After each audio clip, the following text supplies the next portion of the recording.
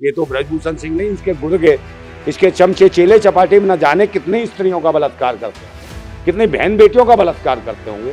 अब supreme court से भी न्याय की गंभीर कर रही, वो न्याय लगा रही है कि हमें इंसाफ मिले, मगर वहाँ का जो मजिस्ट्रेट है, जो जिला मजिस्ट्रेट है, वो उसको रात को बुलाता है। रात को कौन सी अदालत लगती है? भूतनी के कहाँ से जज आए इनकी माँ की हो। नमस्कार, मैं कशिश और स्वागत है आपका लीडिंग भारत में। ब्रिजभूषण शरण सिंह कौन नहीं जानता।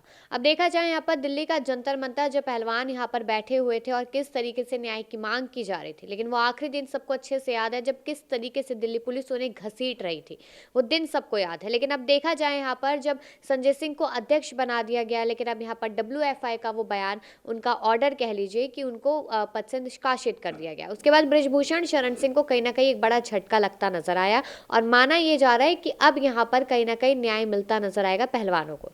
लेकिन यहाँ पर अब राय लेंगे जो क्रांतिकारी नंदा भाई है उनसे कि आखिरकार ब्रिजभूषण शरण सिंह के लिए अब आने वाला समय जो है वो किस तरीके से मुसीबतों भरा माना जा सकता है, बीजेपी को कितना फायदा कितना ज्यादा नुकसान होगा, और क्या सच में यहाँ पर महिलाओं के साथ गलत हुआ था जो लगातार छुपाया जा रहा है। तो सर स्वागत है। सबसे पहला तो यही सवाल है कि ब्रिजभूषण शरण सिंह अभी भी यही कह रहे हैं कि साक्षी मलिक कुछ भी करे, यानी कि उन्होंने यहाँ पर इस्तीफा दे दिया, कहते उनकी गलती, उन्होंने इस्तीफा दिया, मेरी कोई गलती नहीं, मैं तो पूरी तरीके से व्हाइट कॉलर हूँ। अच्छा, व्हाइट कॉलर है वो जी। एक बाबा, तो हम भी गए थे, किसान आंदोलन में भी रहे। उसके बाद ये महिलाओं का, इनका भी महिला खिलाड़ियों का हुआ जंतर मंतर, मैं भी गया था, उनको समर्थन दिया मैंने। और कहीं ना कहीं दर्द है हमारे अंदर उन बहनों के लिए, उन बेटियों के लिए जो देश के लिए नाम कमाती हैं और खेल खेलती हैं और स्वर्ण पदक लेके आती हैं, गोल्ड मेडल लेके आती हैं। उनके साथ जब यौन शोषण होता है, ऐसे वैसे दरिंदे राक्षस बैठे होते हैं कि बहन बेटियां देश के लिए खेल रही होती हैं और उनके जगह जगह उनकी निगाहें होती है भेड़ियों की, ऐसे भेड़िए राक्षसों की। तो ऐसे राक्षसों को चुन के कौन भेजता है? सबसे बड़ी बात ये है। और रही बात ये जो कह रहे हो आप इंसाफ की बात के, संजय सिंह बन गए या ये बन गए, इनके बनने के बाद क्या होता है? हटा दिया सरकार ने। हैं, किसने हटाया? खेल मंत्रालय ने। खेल मंत्रालय ने जब हटा दिया तो क्यों हटाया? इसको लेके नहीं हटाया, उन्हें लगा कहीं ना कहीं इन महिलाओं का, इन लड़कियों का, चाहे विनेश फोगाट हो, साक्षी मलिक हो, इनका बहुत बड़ा असर पड़ेगा। और पूरे जाट समुदाय के साथ साथ वो जो खेल रही हैं बहुत सारी लड़कियां, जो बच्चियां, जिन जो न्याय पाना चाह रही थी, जो बताया कि भाई ये नाबालिग बच्ची है जिसके पॉस्को जो लगा।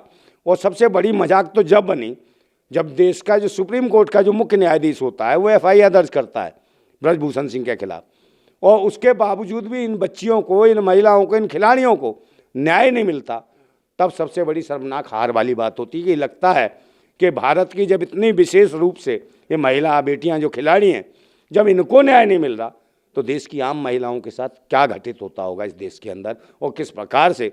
ये तो ब्रजभूषण सिंह नहीं, इसके गुर्गे, इसके चमचे चेले चपाटे में न जाने कितनी स्त्रियों का बलात्कार करते होंगे, कितनी बहन बेटियों का बलात्कार करते होंगे, गाँव खेत खलिहान में दौड़ा दौड़ा के खेतों में बलात्कार करते होंगे। ये राक्षस है, वैसी हैं, दरिंदे हैं, इनसे बचाने की जरूरत है।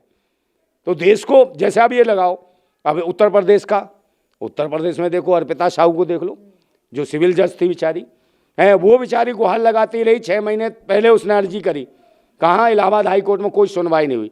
1000 से ज़्यादा ईमेल करे उन्होंने बड़े से बड़े अधिकारियों को, कोई सुनवाई नहीं हुई।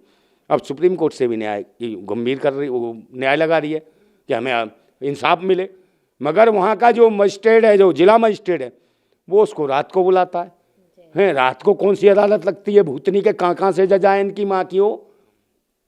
जो महिला जज सुरक्षित नहीं है, तो जब महिला जज सुरक्षित नहीं है तो हम कैसे कह सकते हैं देश की बहन बेटियां सुरक्षित होंगी?